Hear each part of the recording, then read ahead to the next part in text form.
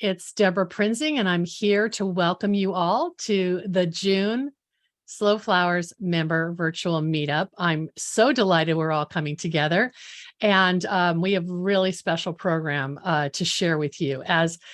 Before we get started, I just want to mention that if you have a moment to identify your name in your profile, that will allow Nisha to collect names for the giveaway that we're going to have after this. And she might message you if she needs a little more information, but you can greet everyone and put your Instagram handle in the chat. That would be really fun. Let's see, what other housekeeping things do we have? We're going to have a great presentation from Shannon Algiere and Daniel Bartush from Stone Barn Center. And so there'll be time for questions. If you want to type your questions in the chat, please do so. And I'll keep an eye on that. And when it's appropriate, we'll pop in, take a pause and answer some questions. So let me kick things off by saying that in less than 2 weeks, well, basically in 2 weeks, I'll be on an airplane flying to the East Coast to go to Pocantico Hills, New York, where Stone Barn Center is. And that is the site of our 5th Slow Flowers Summit. We're so thrilled that Stone Barn Center for Food and Agriculture and their Arts and Ecology Lab are going to be our host for this. And we're very special. We have a very special time today because Shannon Algiere, who's the director of the Arts and Ecology Lab at Stone Barn Center, and Daniel Bartush, who's Daniel, I don't know your title. Are you Greenhouse manager? That's right. I'm sorry. Greenhouse manager. I apologize. Okay. They're going to give us a garden and flower lovers presentation to a sneak peek of Stone Barn Center.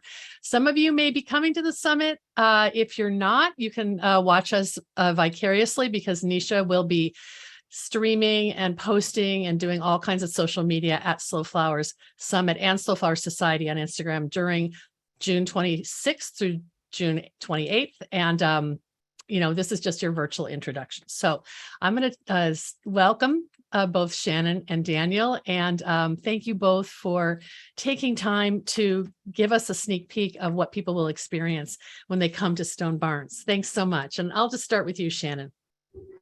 Can you give us sort of an introduction and a little history about this magical place that a lot of people have heard about and are dying to go visit?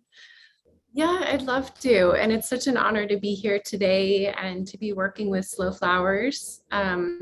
We are currently in our mill garage, and Daniel and I have been working together for about 7 years. And we're really excited to host this group we love when the place is activated with flower farmers, with makers and artisans. So we're looking forward to the summit. Sure, we can pull up the slides. I can give you a little bit of background about the center itself. And awesome. Perfect. So we are a nonprofit farm-based education center with a partner restaurant, Blue Hill. And we're located just outside New York City, maybe 25 minutes outside the city in a town called Pocantico Hills. Wait, I've never said it right. Say that again. I like the way you say it. Pocantico. It may even be the original way to say it. Oh my gosh. Say it again, Shannon. Pocantico. I actually, when my toddlers were little, they used to call it botanica. Like it sounded like botanical, which I love. But let's say Pocantico. Oh, good. All right. I've learned something today. But we're so lucky to be working here. My colleagues and I are just enamored with the beauty of the place and the way that the organization and the land here has evolved over the 2 decades that it's been committed to this particular project. So you can see some beautiful stone buildings on the slides in front of you. So the property and farm were originally built in about 1929. For the Rockefeller family to sustain them as a farm. And then later on it was converted into a dairy barn and a dairy operation. And then it was abandoned for quite some time. And then in the early 2000s, David Rockefeller and his daughter Peggy wanted to reactivate and preserve the place actively. And they also wanted to build something in memory of what I like to say is Senior Peggy, David's wife, Peggy, who was very passionate about farmland preservation. And so they decided to commit the future of this property, thank goodness, to agricultural work. And they selected a partnership through the Barber family, the owner of Blue Hill Restaurant. And it's been an incredible project. My husband, Jack, and I landed here 2 decades ago. He was hired to set up the crops farm for the operation. And we've been here ever since, partnering on the farm operations. He's now taken over the full agricultural systems, which also includes livestock and ecosystems management. And I focus very much on farm-based education, and we'll get a little bit more into some of the work that we're doing in the Arts and Ecology Lab itself. But before I launch into some of those broader topics, I just wanted to, we can go to the next slide. I want to share, I love this particular group and crowd because we get to focus on the flower work that we're doing here, which is a place that Daniel and I, get really excited about and have done a lot of projects to spearhead here on the property. So what you see in front of you is just an example of some of the farm systems that we have here with our crop production. When Daniel shares during his part of the session, you will hear a lot more about the farm systems in particular, but this is just to give you an idea of our field spaces and our half-acre greenhouse production. Flowers, we know, are part of an integrated system, and the more that we can lean into what I like to say, conquering real estate on the farm with the flowers, the more excited I get. So we have a mix also of ornamental gardens. This is a public institution. We're visited by hundreds of different audiences a year, whether that's diners at the restaurant or individuals who are coming for public programming or conferences or renting the space for weddings or corporate events. There's a lot of foot traffic through here. And we just try to capture their imaginations and the impact that they have the potential of making in creating a more regenerative farm and eating culture. So whether they are, like I said, dining or taking classes or merely walking the grounds, where it's a really beautiful place to be. We have a lot of nursery space for perennial habitat and pollinator gardens interspersed throughout the property. We originally established the farm on 80 acres of property. And over time, I should mention, we're surrounded by the Rockefeller State Park Preserve, which is another protected area. So we have a buffered wild space around us. And when David Rockefeller passed away about 6 years ago, we entered into what's called a conservation action plan agreement with them to apply some of our regenerative farming practices on a greater acreage in about 400 acres of land in partnership with them.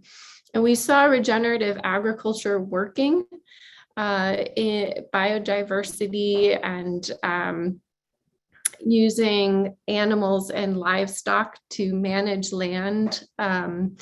And we wanted to be able to apply that on a greater scale. And so with this agreement, we increased our livestock herds, and we also established a grant-funded program ecological monitoring program to be able to track the impact that we were making on that property and show over time the increase in insect diversity, plant diversity, soil health, and clean water quality and carbon sequestration. And flowers have their place in all of that. And you can see some of the different spaces that we have incorporated flowers into from this photo. We can move on to the next slide. So all of this work that we're doing, both in the kitchen and collaboration with chefs, in the dining room, in the back of the farm, in the barns, there's a lot of R&D projects that have been happening over time. And we're very excited for the next phase of Stone Barn Center's development, which will include what we're calling labs, or you could also say little hubs or studio spaces that will kind of bring these projects into a centralized space so that we can increase our research and experimentation, our product development, our artisan and maker partnerships, and our university affiliated collaborations. And so these little hubs or studios, they almost form a geometry, I like to think of it. We're building a bakery, a preservation lab, a seed lab, cold storage, butchery or meat processing, and we created an Arts and Ecology. And the Arts and Ecology Lab is really exciting place because what we're doing is it's a studio space that is incorporating all of the almost non-edible material streams, is what I like to call it, from the super diverse farmscape and farm property. And so this includes our cut flower operations, our fiber, leather, bone, and hide, botanical dyes, and clay and ceramics, and especially I will repeat cut flowers because we're doing so much, and they're sort of separated into these material streams. I like to call them guilds. They're guilds of the lab, and the Floral Guild is probably the most mature because we've been working with the flowers on the property for so long, and really from seed to final product, it's all happening on campus. So one of the things that the Arts and Ecology Lab has partnered with recently with Daniel and his team is the cut flower garden kits. During COVID, we've always had plant sales and garden consultation from the organization, but during COVID, it became especially important for us to engage with our membership, and we began the cut flower garden kit program. So there's a select, it's a great marketing tool as well as a way to continue education and continue engagement with our members. We design a garden kit, a garden, and then we start the seeds, we have tubers, and then we put the packages together, and there's a pickup. And we started what's called a monthly cut flower garden club. And we'll meet monthly and discuss any Q&A around the garden care. We're also getting our flower share participants to join us so we can talk about the end use for our plants as well. This is just an example for fun for this crowd to see the ways in which we're sort of branding it and packaging it. It's an interactive opportunity.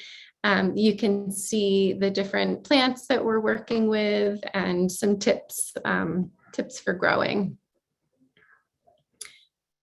Speaking of seeds, so we have research gardens on site, and Daniel, in partnership with Jason Grauer, who directs the crop program, but also runs a seed lab. Jason is really focused, we all are really dedicated to direct relationships with breeders and universities and seed companies. It's something that is a big part of our edibles program and our partnerships with chefs. So I'm really excited to be working with different seed companies and ASCFG to be able to trial different varieties on property, and this with grower feedback. And then because of our extensive reach with the general public and with florists, we incorporate some of that data collection with others, which I'll share in, I think, the next slide. And so here's an example of one of our Johnny's trials with Blush Cosmos. And then you can see 3 different seed companies, and we're trialing some of our yellow stock this year, which is one of our favorites. So we also have a flower share, a CSA program. We have a vegetable CSA and a flower share CSA. And this is just to show an example again of how we're sort of branding and educating through the share. And then I was going to see, oh, you know, I realized, Karen, that I can't click on the link. I'm not sure if you have the capacity to do that.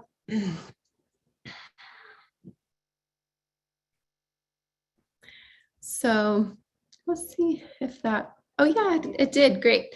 So this is just a way to show, and feel free to scroll if you'd like. It's a way to show how we're trying to engage others in assessing plants, both in growing some edible flowers or tasting feedback, and then for end use feedback. And again, for the general public or florists alike. And this is for us to have data collection reference points, but also with all of the work that we're doing here, it's a way to remind people about the empowerment in directly connecting with breeders and seed sourcing and trends in the industry. So the way that we can do this in our own small efforts is exciting to us. We do something similarly. We just released a beef share. So we have a beef share with a really engaged survey for grass-fed cuts. So just an example of programmatically across the board what we're doing here.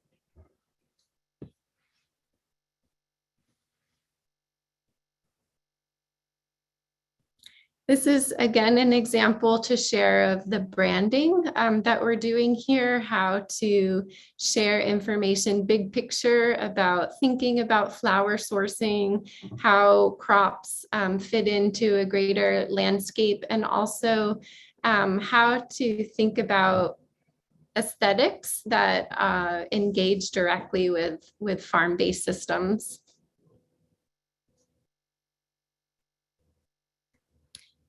So because the Arts and Ecology Lab loves to shine a light and highlight different makers and artisans so that we can think about how we're working in regional systems.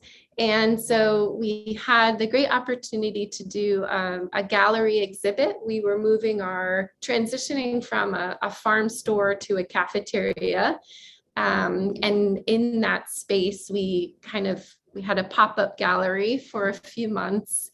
And the exhibit was called Floral Ecology. And it was our opportunity to work with florists in the region and just share them with our membership base and create some awareness around flowers used as art.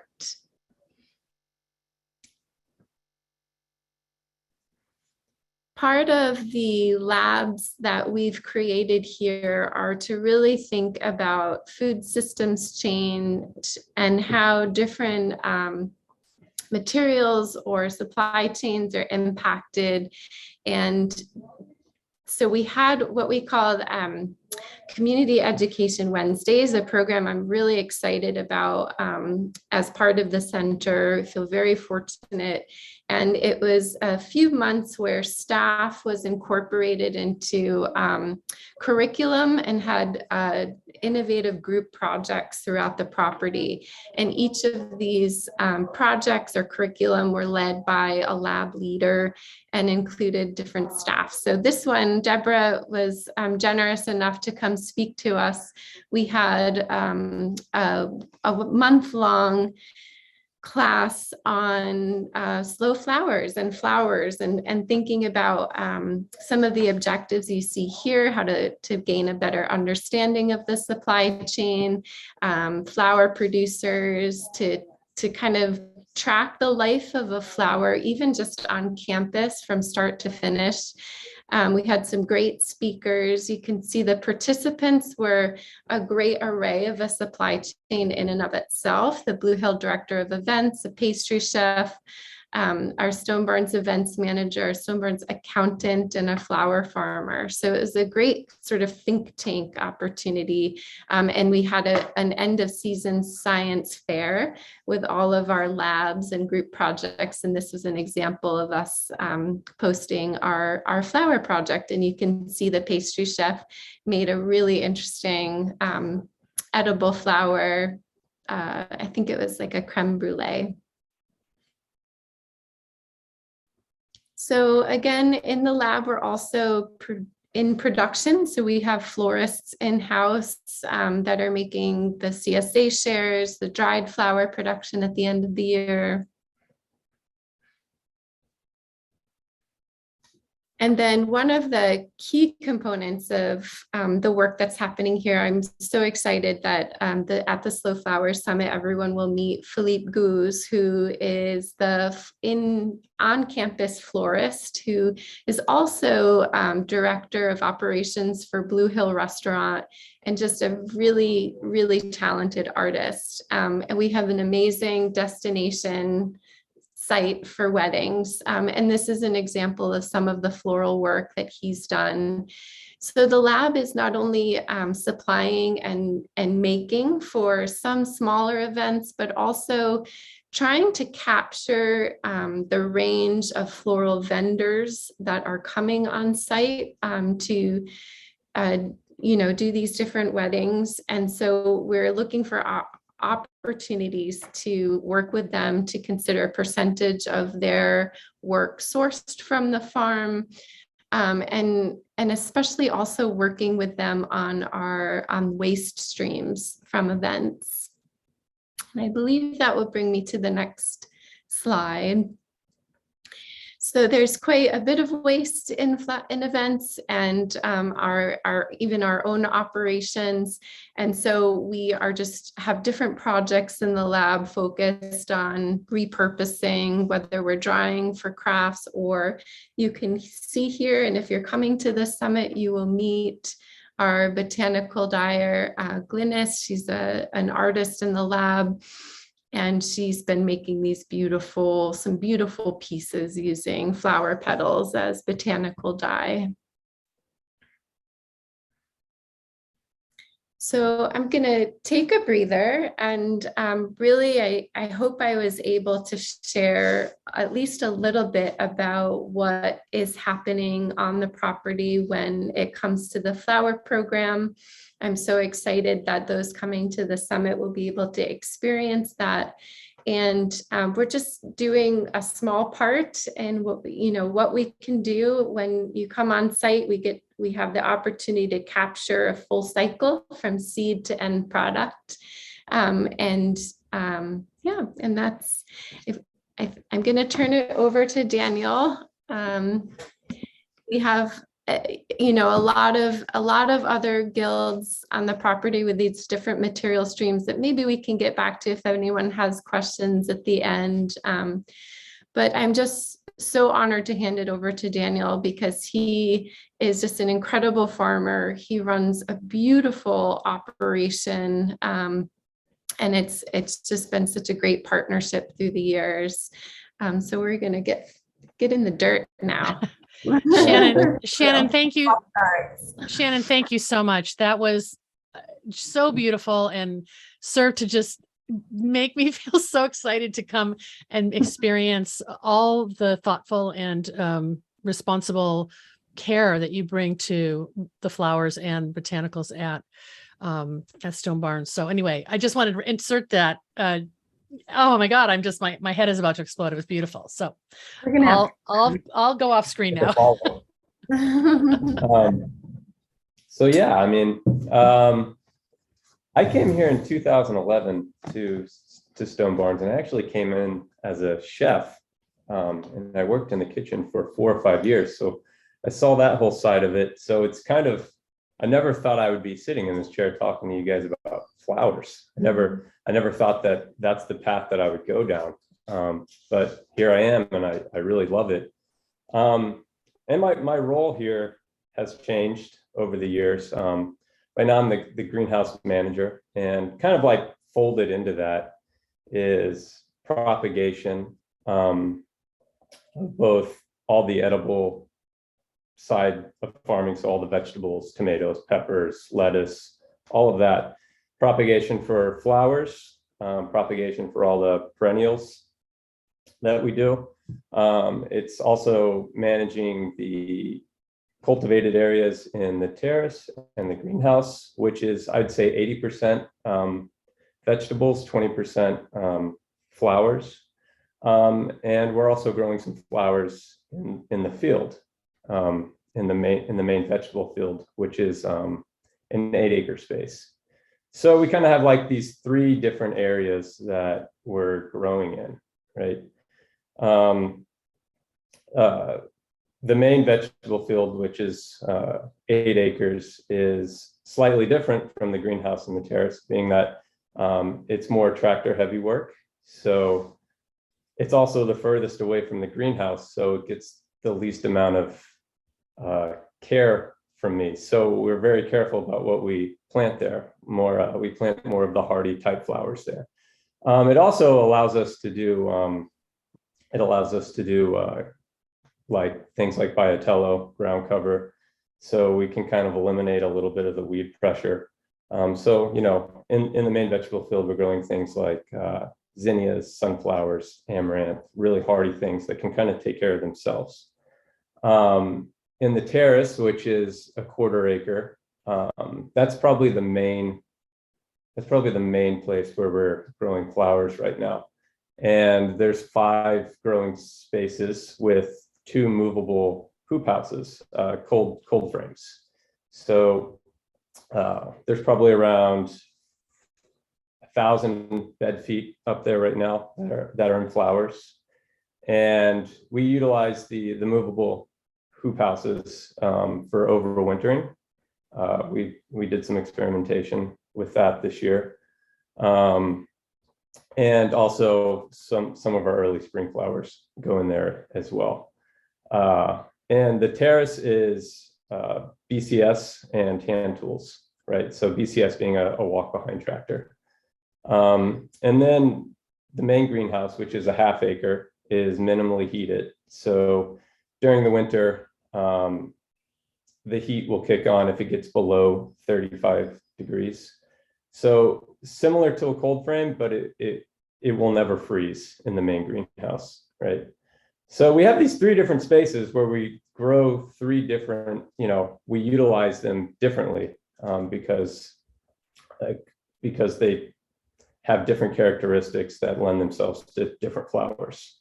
So in the main greenhouse, a lot of the, you know, early seedings are happening. So we're getting the sweet peas in really early. We're direct seeding larkspur, Icelandic poppies, things like that. And that's kind of in conjunction with the cold frame in the terrace where we are, where we're growing overwintered feverfew, snapdragons, ranunculus, planting things in succession. Yeah, so that's just an overview of the spaces, and the field being where we grow more of the hardy flowers that don't need as much care. I would say, like, just chronologically, the year starts in the winter, and that's where a lot of the collaboration between me and Shannon and the Arts and Ecology team happens. One of the hardest things to do on the farm, especially during the busiest time of the season, is to take really good notes and to make sure that your data is all set. And so in the winter, that's when it really pays off to do that. So we start off in the winter and we have a series of meetings, and we look at the flower harvest sheet, which basically just shows chronologically what was harvested when throughout the season. So we can see when different successions climaxed based on when they were propagated and so forth. And we find that to be a really great tool in planning. So, I mean, for a solid 2 months, December to January, we're really planning out the year, and it's really gotten to a place where we're really aligned on what we want to plant, and making sure that each part of the season is covered, right? So it's really starting in May, I'd say. That's when we first start to see some blooms, and we just want to make sure that in May all the way through the fall that there's a good variety of flowers that are in bloom. And I just can't stress enough just how important it is to have all the data from the growing season so that we can, really dial it in, and so that you don't have this issue of exorbitant waste, right? Because as you guys know, and there's a lot of flower farmers probably listening, is that a lot of times when things bloom, they all bloom at once, right? And so you really got to plan around that. And that's what the winter has become. And also the Arts and Ecology Lab kind of morphing into this place where all the waste stream comes into has really played a role in how we crop plant as well, because we're also looking at multi-use flowers now, right? So like dahlias can be used, the petals can be used for dye, the roots can be used culinarily in the kitchen, calendula, edible, also great in arrangements, also great in the salves.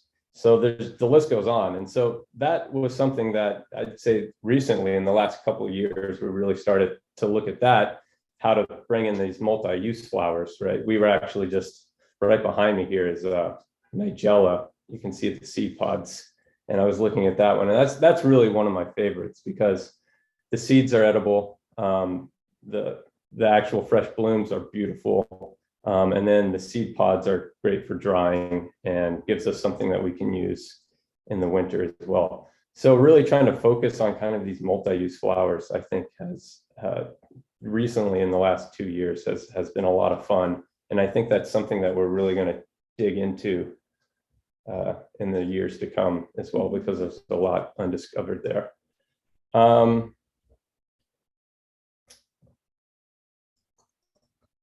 So I just want to backtrack a little bit and talk about kind of where flowers fit in to the entire crop rotation, right?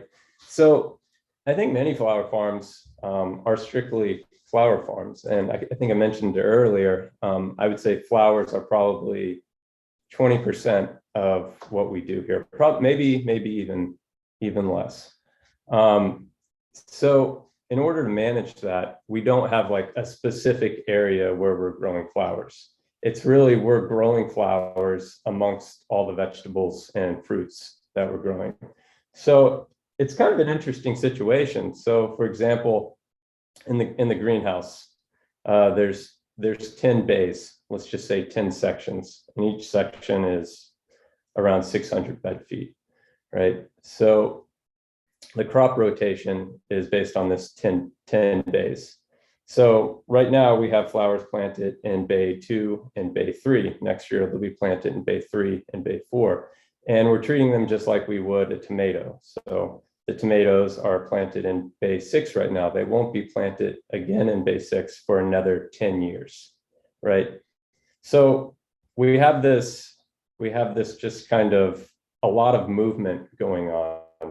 The flowers aren't going to be in the same place year after year. They're going to keep moving, just like all the other crops are going to be moving, just like a radish or a lettuce or something like that.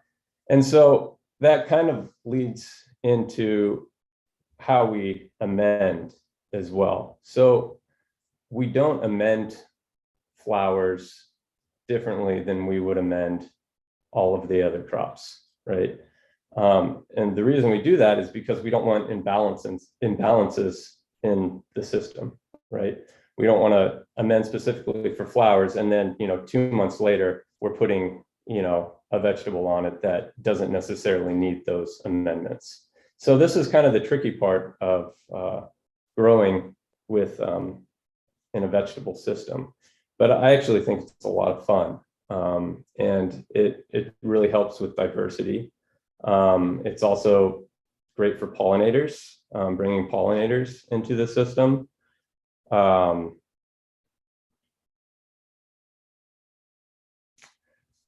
Beneficial insects, and it's also it's good for the soil in that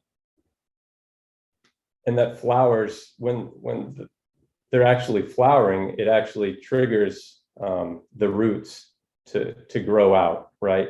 And it also, when those roots grow down, they're also pulling different nutrients out of the soil, right? Just as like a tomato would, or all your fruiting plants would, like a tomato or a cucumber or zucchini. But it's nice to have the flowers in that rotation to do that specific thing. It's almost like it's mining the minerality of the soil and bringing it up. It also can be great in the greenhouse, where we're not cover cropping in the greenhouse. We're strictly using compost, where you can have too much phosphorus, and the flowers actually, when they go to bloom, they can soak up some of that phosphorus. So yeah, it's really good to have it just in the crop rotation. And there is some special care that needs to be done with flowers, so I have to pay attention to them a little bit more, just as you would like a tomato. I mean, there's trellising. Many of them are in the ground much longer than, say, like a radish, which is in the ground for 30 days, right? So there's a little bit more weeding involved, because they're just in the ground for longer. But all in all, they fold into the system pretty nicely.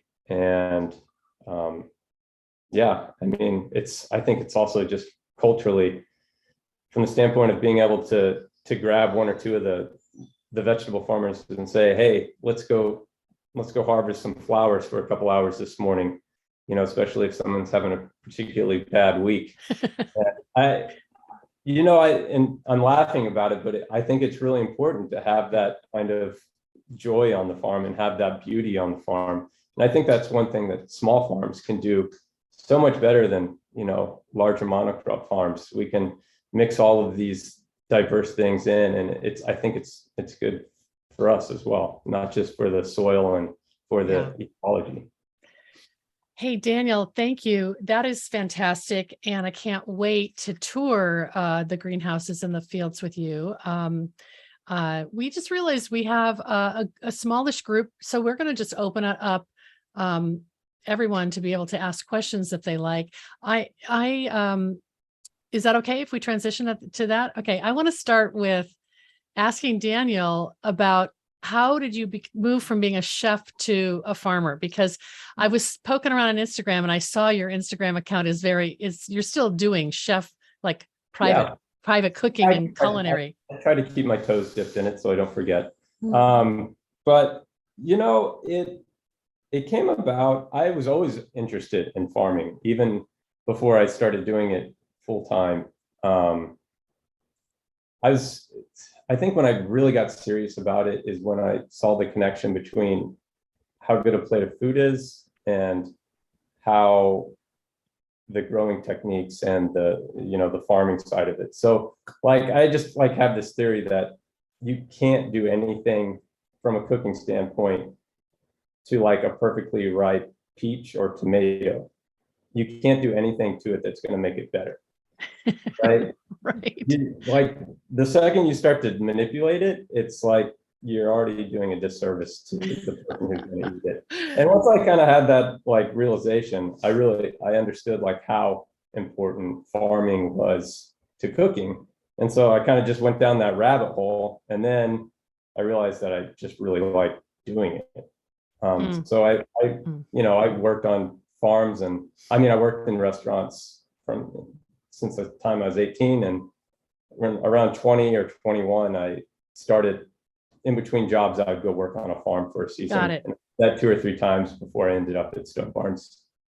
That's great. Well, we have a question from Susan Schultz, who is interested in having both of you, Shannon and Daniel, maybe talk about the multi-use flowers. And is there a list that you keep? I know there was some reference on the deck, but what can you share about that? I know a lot of them off the top of my head.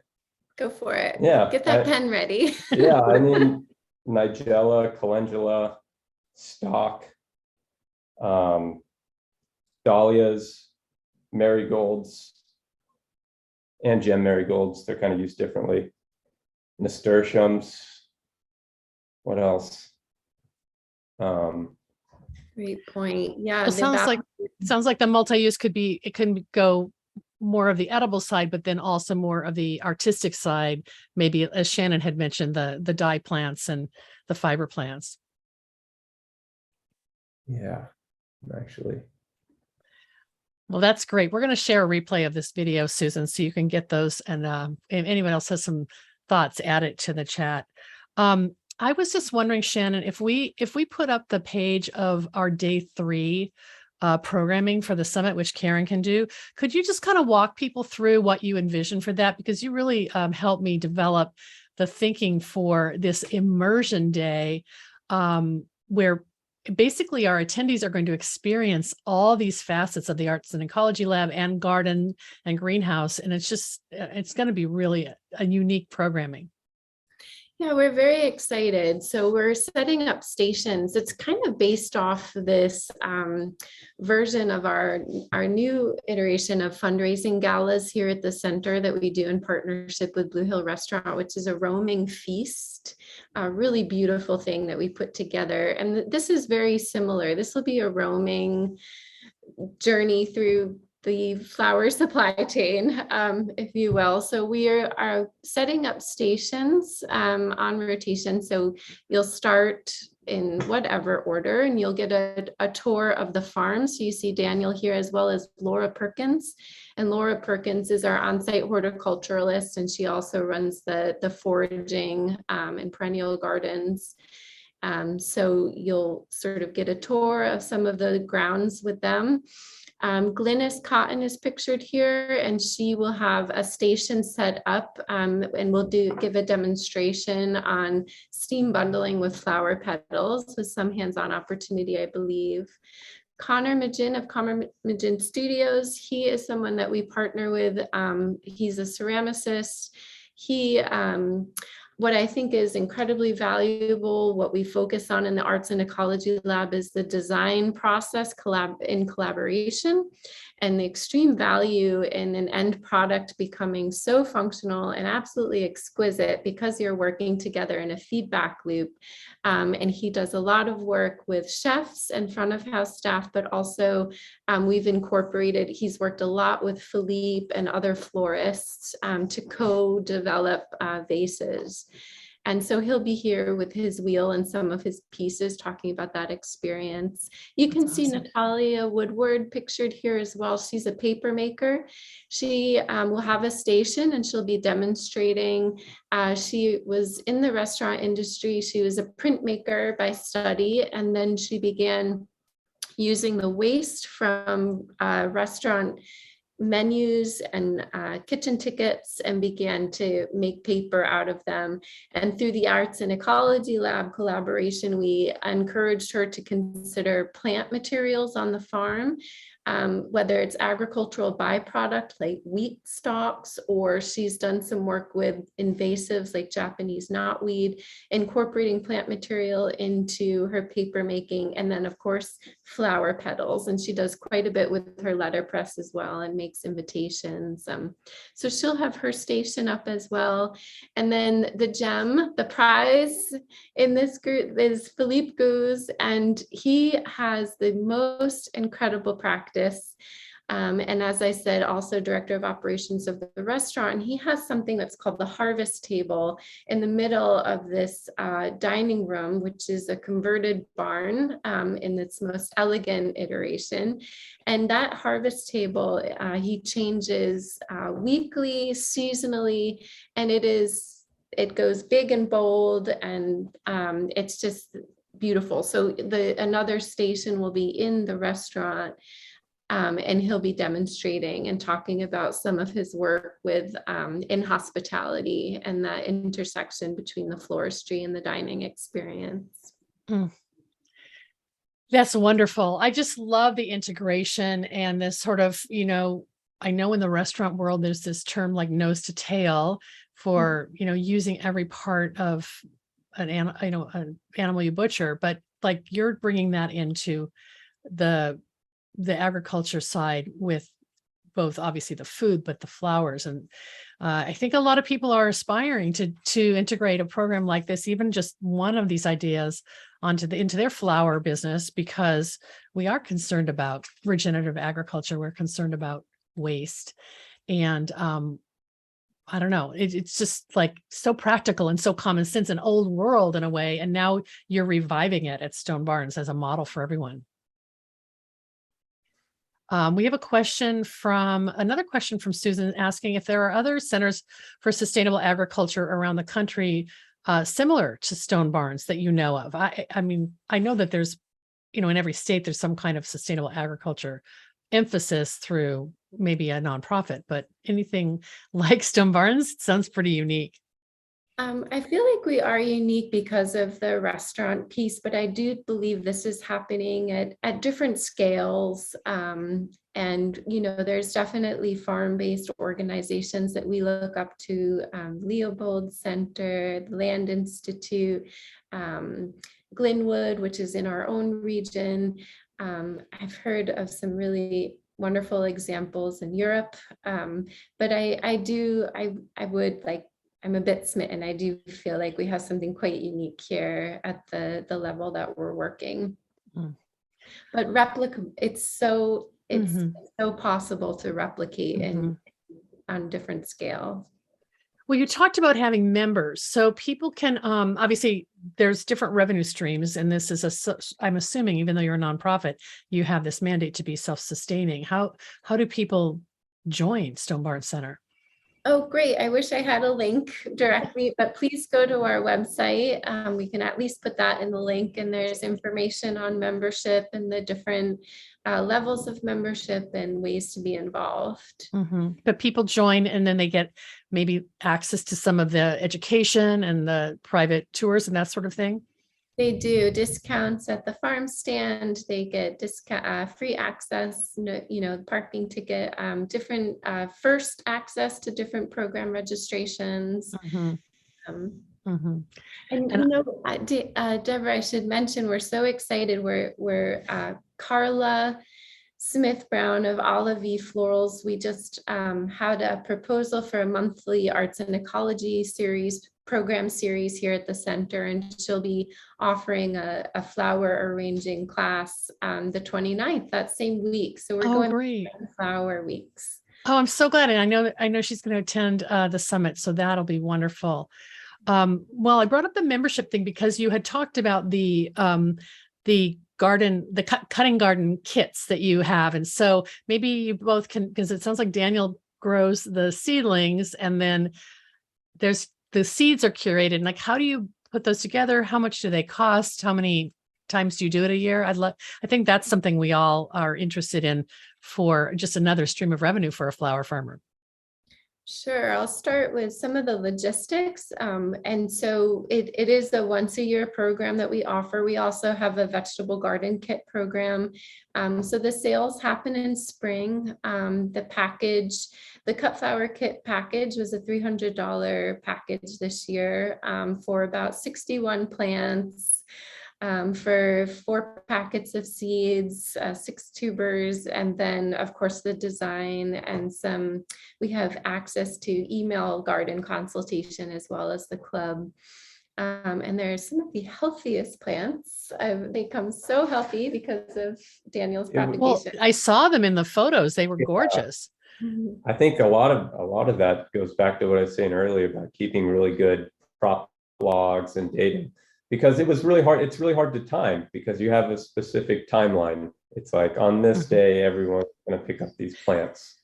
And, you know, if you're just guessing and you're like, oh, I think maybe in 3 weeks, this will look big enough, you know. So, and that's kind of what I had to do the first time we did it last year. And I learned a lot from that. And so I just took all the information from last year, and then it made it a lot easier for this year. And then next year will be a breeze. Yeah, we really refine things as we go. I'm so glad we have a perennial working relationship, as you were saying, about the crop plan and everything that just get more and more refined all the time.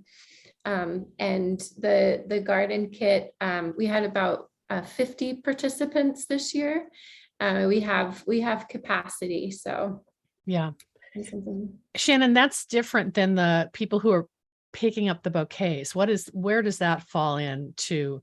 Like a different CSA program, or? Great. Yeah. So that's our flower CSA share. We have a vegetable CSA share of about 150, and the flower CSA share program, it's about 50 people. And we have weekly bouquets, mixed bouquets, and we encourage people to sign up for the full season from May to the end of October.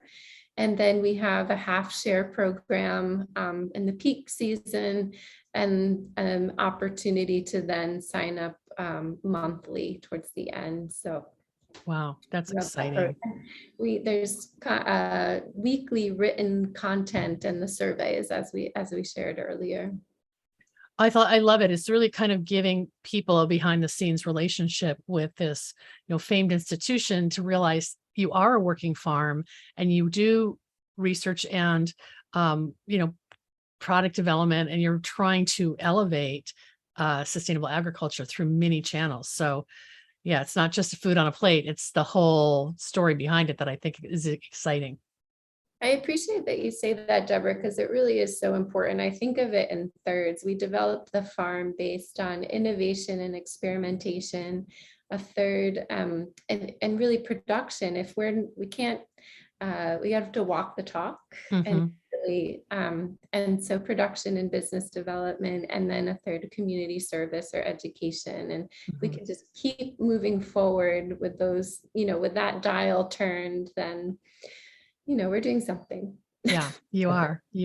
That's great. Sharing some of the trialing work that we do through our CSA has been really interesting, I think, for a lot of folks. So, a lot of the trials that we do for the ASCFG, they'll end up in a bouquet or in a survey.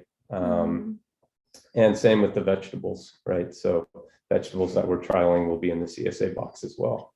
So you're constantly evaluating how things perform in your climate, in your zone, in your cultural conditions. And then how they taste. Yeah. How they perform in the vase. Exactly.